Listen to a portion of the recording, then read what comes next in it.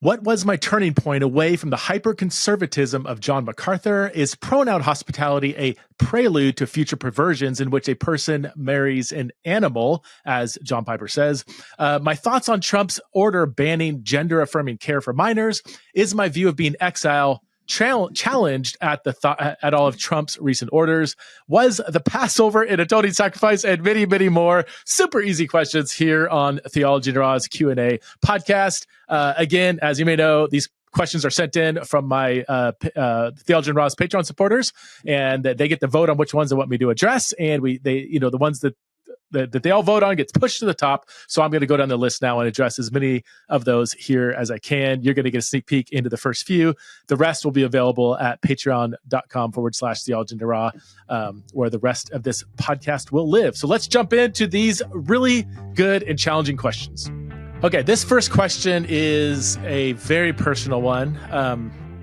What was the turning point in my theological journey that moved me away from the hyper-conservatism of John MacArthur and the Masters University? John MacArthur is the president. I don't know if he's still the president. He was the president when I was there, both Masters. It was called Masters College back then. It's now Masters University, and the Masters Seminary. And I went to both the college and the seminary.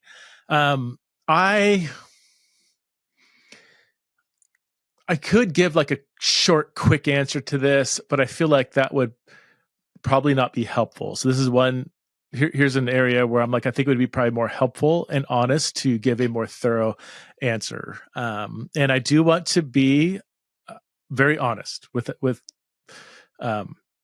my journey. I'll just be super honest with my journey. This is my journey, not your journey, not anybody else's journey. This is just my own journey.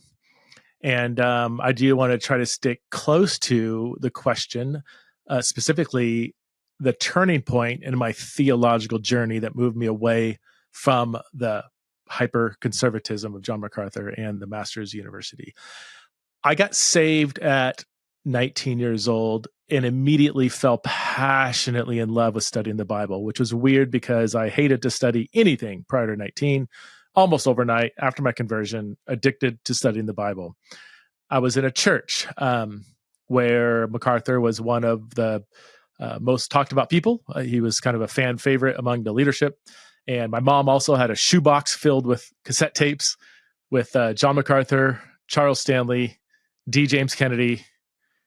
I think there's some Chuck Missler thrown in there and some others that you might recognize. You know, the conservative all-star team of the 80s and 90s. So when I fell in love with studying the Bible, I would just reached up into my mom's closet, grabbed a shoebox full of cassettes, and just started blowing through all these sermons. And of all of those really good preachers, I definitely fell in love with John MacArthur's preaching. Like, I was just so addicted to studying the Bible. I wanted depth. I wanted confidence. I wanted powerful preaching. I wanted clarity. I wanted conviction, and John MacArthur gave me all that. So long story short, when it was time for me to go to a Christian college, I went. It wasn't even really an option. It was kind of like I didn't even really know the concept of Christian colleges. I was playing baseball at a junior college at Southwestern College in San Diego, and then Fresno City College in Fresno.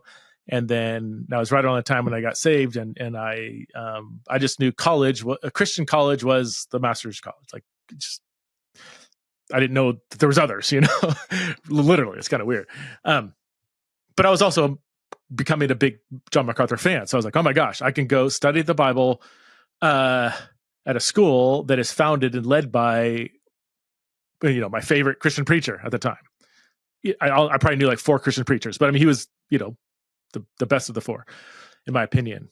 So I remember being so thrilled the first week of college.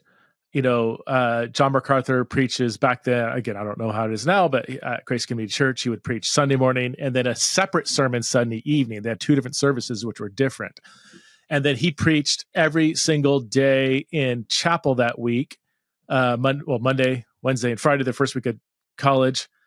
And then I think there was maybe even a couple extra times when he was speaking. I was like, oh my word, I am a kid in a candy shop. I get to hear John MacArthur preach whatever it was, something like, you know, 8 times in 7 days or something like that. And I was just absolutely thrilled. I would show up early to church, suit and tie, front row, take copious notes, and I was just so excited.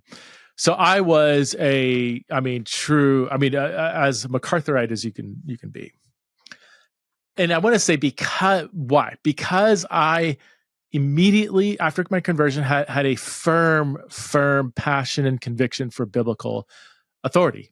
If the God who breathed stars into existence also breathed out his word, then I want to study every one of those words.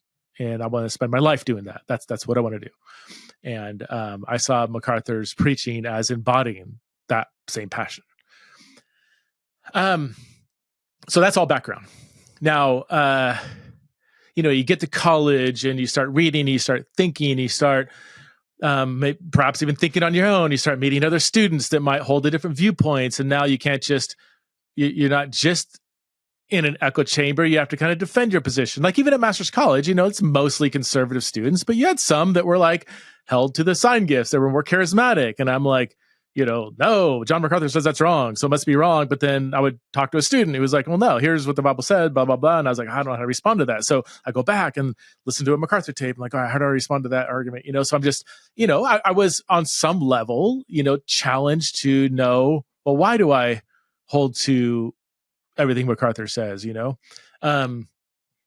even something like women in ministry, well, why do I believe that women cannot be leaders or preachers on any level? Why do I believe in a pre-millennial, pre-tribulational view of the end times? And on it goes. Like I was really excited to examine my beliefs and to make sure that what I believe, even if what I believe is what MacArthur believes, and I think he's the greatest thing ever, I still, my ultimate passion beyond John MacArthur is following what the Bible says. So, one of the things, and I'm going to be honest here, I don't know if I've shared this publicly. It's just, it is what happened. And I don't mind sharing it publicly because it's what happened. So, one of the first steps that kind of threw me off a bit was the first week in chapel. And it wasn't chapel. It was like, maybe like a lunch talk or something in the cafeteria that John MacArthur gave. He's dressed down a little bit. I think he's in jeans. He's a little more, not less suit and tie, and he gives like a lunch talk, encouraging students and everything. And this is my first week. And again, MacArthur can do no wrong, literally do no wrong. I'm there. I'm excited. And he begins his talk by telling, well, the popular term is fat girl jokes. I mean, maybe a better term would be, making fun of females who are obese. And I was here. I am so like I was at a time in my life, and that typically that kind of stuff wouldn't bother me because it came from John MacArthur, and he could do no wrong and everything. But I still remember in that time, even though I wouldn't say I love people a lot. I just want to study the Bible. I wasn't sensitive to people at all. What does the Bible say? The Bible says it's true. So preach it.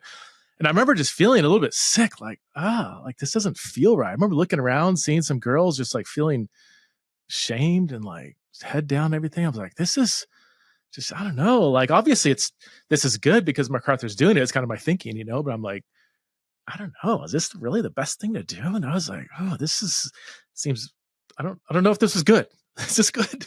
And that was the first time so to your question, that was the first time when I was like, I don't know if I would do that. I don't know if that's right. I mean, everything else MacArthur does is what should be done, but I'm like, I don't know if that's good. I don't know if that's right. And I felt myself just like, so I'm allowed to kind of question something MacArthur does or something, and I don't know if he's ever apologized for that, or I don't know. I don't remember any kind of apology or aftermath or nothing. I don't know. Maybe there was, maybe there wasn't. I just don't know. I don't know if the school offered anything or what. So that was the first time when I started questioning some things. The second time was, I guess, more of a series of just conversations I would have with some really sharp, godly students. A few that were charismatic. I remember having one of my baseball coaches was charismatic, and he would always challenge us on MacArthur's anti-charismatic stance and stuff. And I remember kind of feeling like, I don't I don't know how to defend this position because they're raising good biblical arguments. And I'm like, yeah, but MacArthur. And I kept finding myself going back, what does MacArthur say? What does MacArthur say? But I'm like, well, I should say, what does the Bible say? And if they're raising biblical arguments that I can't respond to, then maybe there's something there. Maybe the assigned gifts or whatever they're called are for today. My roommate at the time was amillennial, and that was like a bad word at that time, amillennial, But I remember him; he was super sharp, and man, we'd go round and around, and I found myself saying, first of all, this guy clearly is all about biblical authority. Most people throughout church history seem to not be premillennial or whatever, and, John Calvin and all these others, and Martin Luther, and this guy is being biblical. Other people are being biblical. And I remember thinking like, maybe I shouldn't have a firm position on the end times because there's, really seems to be really good viewpoints out there that are biblically rooted that I can't refute. And if I can't refute it, maybe they're true. Fast forward a time, and then now I'm at the seminary, and I would say I went to master's seminary because I again, even though I had some questions and stuff, like I don't know if I fully on board with everything, but again, biblical authority. I want other languages. I want serious professors who are going to push me to study the scriptures. And so I went to master's seminary, and I had I would say I had a mixed experience there. There were some amazing professors there who, yes, very conservative. We might land on different viewpoints now on certain things, but man, they love God. They were kind. They were gracious towards me. They were good professors. They challenged us. The workload was very challenging, very heavy. So yes, it's a very conservative environment, but there was some really good profs there. There was others that maybe they're good people. I think they were maybe so dogmatic in their viewpoints that very narrow viewpoints that even many conservatives, like to the right of most very, very conservative people. I remember there was one professor there, Old Testament or New Testament scholar, who believed very, very, very passionately that all the gospel writers wrote independently.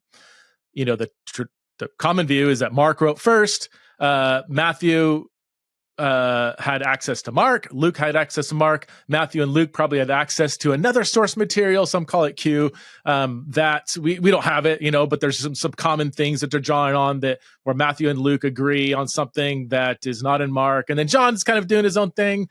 But this professor said, well, that just, I don't know if he said these words, but it seemed to be his driving motive, that you can't have inspiration if gospel writers are aware of each other and saying things differently. Like there can be no disagreement, no difference. Like they're just going on their own source. And I was like, I don't know if we need to say that. Like that doesn't, the case for Mark and priority seems to be pretty compelling. And you got like really conservative people like, I don't know, John Piper and D.A. Carson and maybe even Wayne Grudem. I don't know, like really conservative people who are like, no, yeah, Mark most likely wrote first. And like, it doesn't seem, maybe disagree with it, but he was making it sound like it was like heresy and liberalism and, it's slippery slope to full on denying God or whatever, I wouldn't quite say that. Okay. But it was strong. It was like, is this that big of a deal? Plus I think your case isn't made very well. Didn't say that out loud. Like you would never say that out loud at master's seminary. You don't question your professors, which is another thing. I just felt a lot of people just like, man, we can't even discuss this. Can we have it? Can we raise an alternative viewpoint and discuss it? Or it's like, no, you don't do that. So I remember this particular professor. I'm going to avoid names, even if I speak positively or negatively, because I don't want to just, I guess MacArthur's the only name I'm going to name because the questions about him. But yeah, this particular professor, in order to show us that his viewpoint about Mark, that all the gospel writers wrote independently, he assigned us like an article where he defends that position, and then another article where somebody tries to prove Mark and priority. And it was kind of like, just read these two and it'll be so self-evident that my view is correct. It was kind of the posture. It was kind of like, here, read this, and then we'll all be on the same page. I remember reading this thinking, dude, this guy took you to town in his arguments. Like you should have given this, because I'm like more convinced of the other side. But then I was like, how could you you just assume that like we would see like, how can you not see that you lost this argument? It was kind of my feeling. So that was a little disorienting. Another thing that was disorienting was when I was told in Greek exegesis class to write, not me, but all the people, to write a paper on the eschatology of 1 Thessalonians. Long story short, 1 Thessalonians 4:13-17 is where you have the famous rapture passage where we'll all be caught up in the air and meet the Lord when he returns. And one of the big values in that class was interpret the book on its own terms. You begin with the passage, interpret it in light of its narrow context, the context of the paragraph or the sentence, word, sentence, paragraph, chapter, book, historical situation. Like you those are kind of the concentric circles, and you give priority to that. And the assignment was write a view of the end times according to 1 Thessalonians. Maybe it was first and second. I forget. Maybe it was first and second. But these two letters, like you're sitting in the Thessalonian church, you receive a letter from Paul. The letter writer reads it aloud to you. You don't have the rest of the New Testament. You just have the Old Testament. Based on this letter, what's your view of the end times? And I was like, at that time, I was still very, premillennial, pre-tribulational, just because I think that's what I was told to believe. And I was like, oh, I guess that's fine. That's, MacArthur believes it, so it must be true. But I remember thinking, okay, I want to do this actual assignment. I want to write an eschatology based on, the Thessalonian believers who are receiving this letter and reading these two letters. And I ended up arguing that based on these two letters, an eschatology of the Thessalonian correspondence can't give you a pre-tribulational rapture, 7 years of tribulation, then the second coming of Christ, then like the whole like premillennial schema. Maybe it's true, but we need the rest of the Bible to do that. This letter does not teach pre-tribulational premillennialism. And that didn't really go well. I kind of heard some murmurings that there was some talk among, and again, I don't really know. It didn't seem to land very well. I can't even remember the grade I got on it. But I remember hearing a chapel message a couple weeks later. I believe it was a couple weeks later. One of the admin gave a message, and it was all about pre-millennial eschatology. I'm like, well, that's interesting. My friends kind of poking me like, look what you did, dude. And again, I don't know. Maybe it just happened to be what he's going to preach on. Maybe it was in response to, students getting out of line or whatever. I don't know. But I specifically remember 25 years ago, him looking out and saying, those of you who are questioning pre-tribulational eschatology, don't you be a fool. I remember the word fool very passionately came out. Don't you be a fool. Think you know more than your professors. And I was like, I think that's directed at me. But even if it's not, it kind of is, even if it's not intentionally, because I wrote that paper and was questioning that this letter is not talking about that. And am I being foolish? I'm just following the exegetical standards you taught me, like verse, context, paragraph, put yourself in the shoes of the audience. And I was like, that just seems, and that was probably one of the bigger cracks that happened for me. I was like, wait. I've never not been passionate about following what the Bible actually says. But now this feels a little more like indoctrination. Feels like, are we really about biblical authority, about reinforcing views we think come from the Bible based on our own study, and we're going to project those on others and make sure they follow those viewpoints? I heard, I cannot verify this, but some other students said the next semester, the assignment was not write a eschatology of 1 and 2 Thessalonians. It was write a pre-tribulational, premillennial eschatology of 1 and 2 Thessalonians. Maybe that's hearsay. Maybe that's not true. I remember them telling me that. And I kind of rolled my eyes and said, oh, that's not really exegesis then. That's not what we were learning how to do. So around the same time, I remember reading a book by N.T. Wright. Never even heard of the guy, N.T. Wright. This was in the year 2002. And I read his short book, What St. Paul Really Said. And it blew my mind. It blew my mind because this was a book so based on biblical authority, clearly. But it just talked about scripture and the gospel and the lordship of Christ and the political implications and the Greco-Roman background of euangelion and the faithfulness of God to his covenant. Like, it was just approaching these questions, not through the sort of traditional grid of pre-mill, post-mill. Those are liberals, we're conservatives, and we're, it just wasn't working with all those kind of traditional categories, and it was just lively and exciting. And I was like, first of all, I want to do that. This is how come we're not reading this? And second of all, it's kind of like, how have I not heard of this guy, N.T. Wright? And then I talked to some friends that were at different schools, like, wait, you haven't heard of N.T. Wright? Like, what are you talking about? Like, yeah, we don't. No one's ever mentioned him at master's seminary. By then, it wasn't even an issue. Like no one. I'm like, wait. There's wait. And it was almost like if you've seen the movie The Village, and at the end when he peeks over the fence, it was almost like I started peeking over the fence. Like, wait, there's a, like the movie.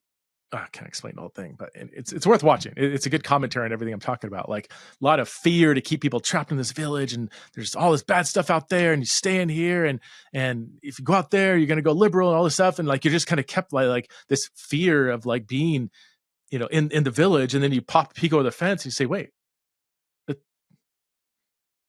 world doesn't seem as hostile as I thought it was out there.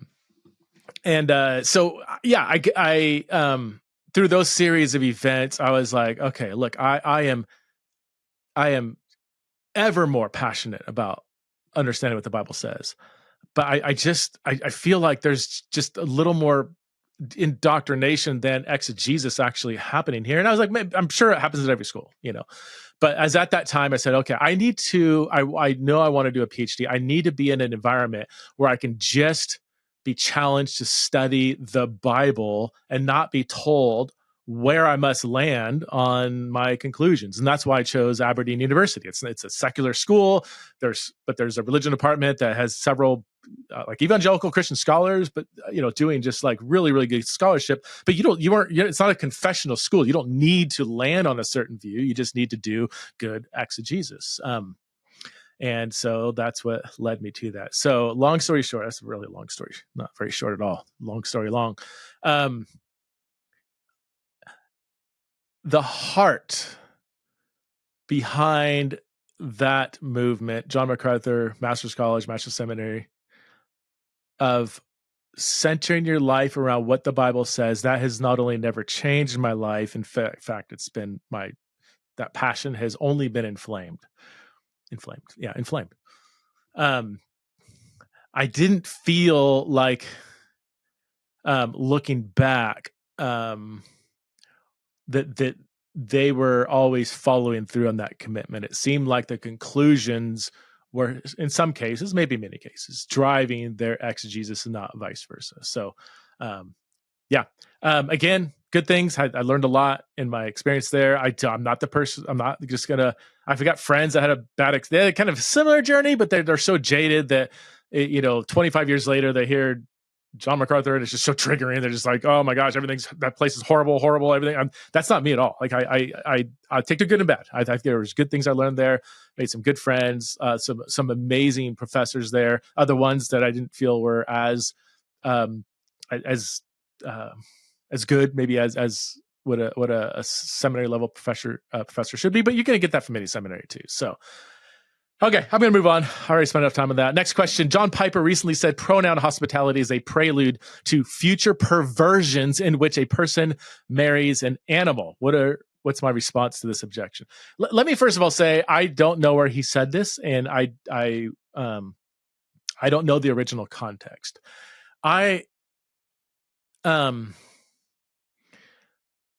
I'm such a big fan, even though this quote stands alone. So this is a quote, prelude to future perversions in which a person marries an animal, unquote. Assuming that quote's accurate, I'm assuming it is. There's a meaning there that kind of stands on its own, but I've seen this happen so many times, especially in politics or politicized stuff, where when I go back and I listen to the whole context, I'm like, oh, okay, well, he was kind of meaning this, and maybe I still disagree, but it always helps to put it in the broader context. I have not done that, so I don't want to give a strong response to like John Piper's view. What I can do is just analyze this statement in and of itself. I guess I'm not impressed by the intrinsic logic of this statement. I mean, it's kind of a non-falsifiable statement. It's like, How would you disagree with this? A prelude to future perversions, I guess haven't happened yet. Was a person marries an animal. Like, no, it's not. Yes, it is. How would you, in a court of law, prove that? Until people are standing up, marrying their dog, and saying, I am here today because I first learned that you can use, someone's preferred pronouns, and that opened my eyes to this world of being able to marry animals. Like, until we have that kind of scenario, we can't really have evidence for or against this. So we just have to kind of analyze maybe the internal logic. I don't see the logical connection here. Now, John Piper is a brilliant guy, earned PhD from Germany, which is Germany has one of the most rigorous religious PhDs on the planet. Truly, like they're crazy hard. That's what some people don't understand. John Piper was groomed to be a top tier world scholar, like going to Germany, fluent in German, goes to one of the rigorous programs, wrote a book on the love command in Second Temple Judaism, spent 5 years in academia before becoming a pastor, I believe.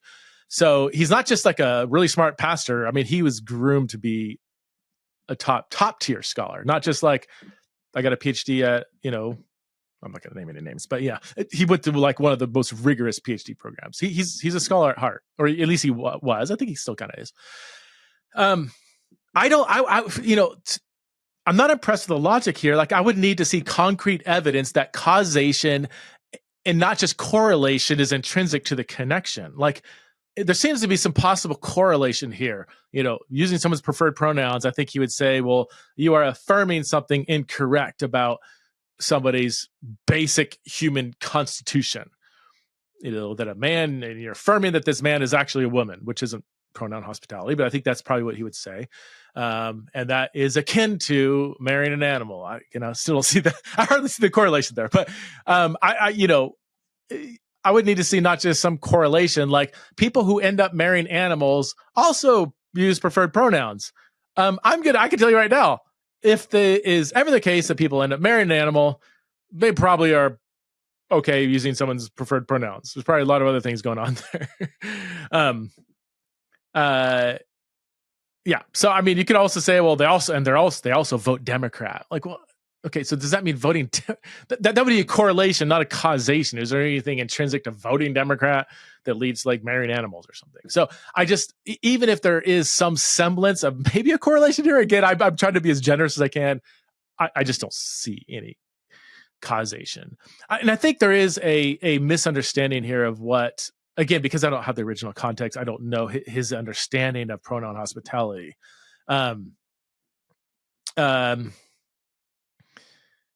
Yeah. So, but pronoun hospitality is not agreement. It is not affirming. It is accommodation. Meaning somebody who is, say, biologically male believes that their gender identity, not their biological sex, their gender identity is female. And for this person, pronouns match not their biological sex. Pronouns match their gender identity. Now, you can disagree with all of that. I've got lots of problems with that. Elevating gender identity ontologically on par with biological sex. I've talked about this many times elsewhere. So there's lots of stuff there. If somebody says my pronouns are, he, him, even though I'm biologically female, and my pronouns match my gender identity, not my biological sex, I'd say, okay, there's probably a lot going on there. I probably don't resonate with. But can I accommodate to this person's use of language that reflects their worldview rather than demanding that they use language that reflects my worldview? My worldview is pronouns should match biological sex. That's what I believe. I do. They don't believe that. So either they're going to, no, I think I'm right. I know I'm right. You know I'm right. Most of you know I'm right. And they think they're right, and they know they're right, and they're confident in their worldview. I'm confident in my worldview. But yeah, but I really am right. Like 2 + 2 = 4.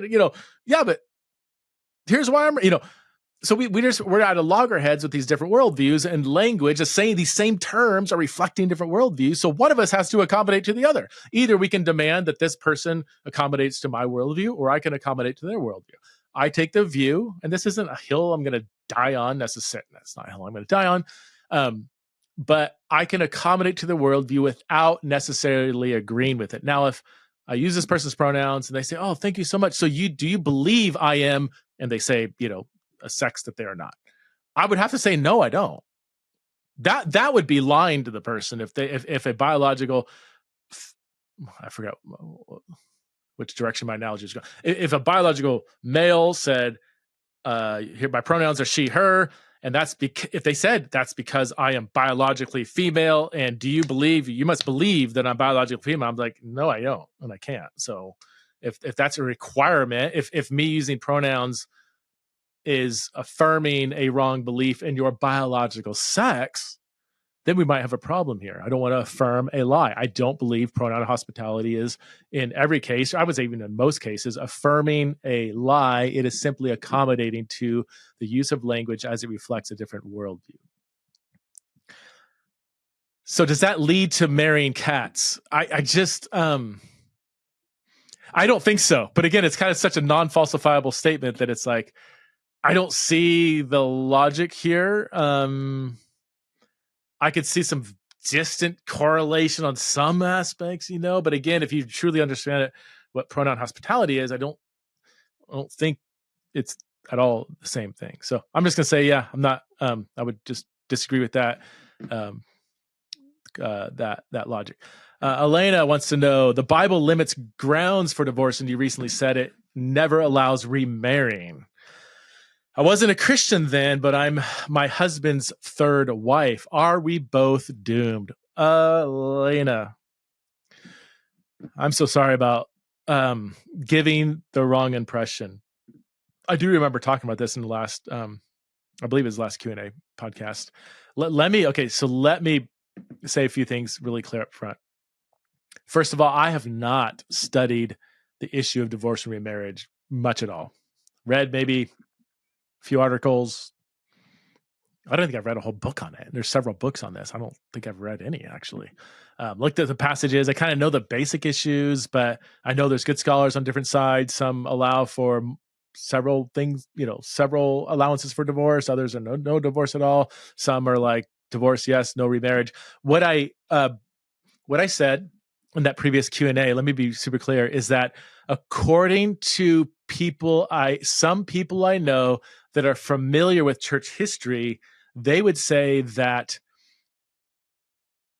the general consensus throughout church history is that there is no remarriage after divorce, period. Even if there was a biblical marriage, a biblical grounds for divorce, they still must remain single. According to my friends who say this is according to the consensus in church history.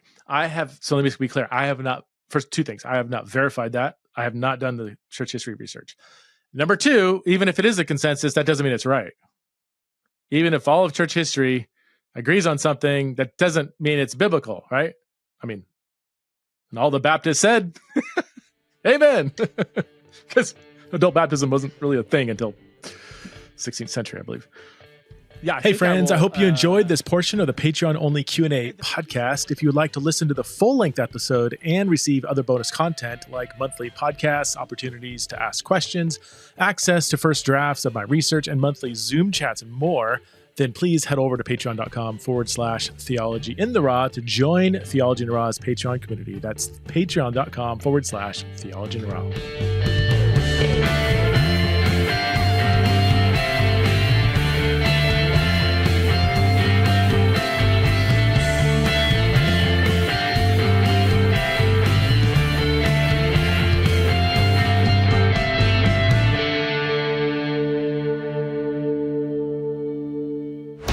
This show is part of the Converge Podcast Network.